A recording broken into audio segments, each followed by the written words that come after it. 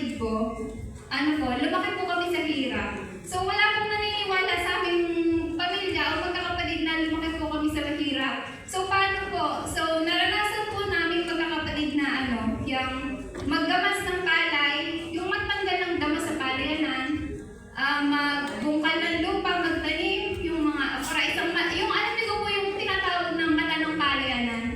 Yung isang box ng malaking palayanan, yun kami po yung nagtatanim, nagdidilig, nag-aabono, nagagamas, nagagabas, at saka po umaani. Yun, naranasan po namin yun, magkakapatid. Pero, dahil kami tulong-tulong, hindi naman po kami nagre-reklamo kung bakit yun yung naging buhay namin. Pagkos po yun ay naging motivation sa akin para mangarap, para ang sa isip ko lang, pagka-graduate ko, mag-ahanap agad ako ng trabaho na magiging secured ako, na makakatulong agad sa pamilya ko.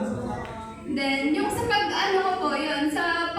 di ba ako po ay graduate na po ng, bala ko po yung education, and licensed teacher na din po ako. Nung pagkatuha ko po ng aking lisensya, ay kinompleto ko na agad po ang aking requirements sa pagpapasok ko sa BFP. So, alam niyo po yung BFP? Yun po ay bumbero. So, yung aking bumbero po. So, ang naging motto ko po noon, kaya ayoko magturo, mas gusto ko po pumatay ng apoy kaysa pumatay ng bata. So, yun. Di pagkakuha ko po ng requirements ko, di gastos ko, pasa, punta po ng Kalamba.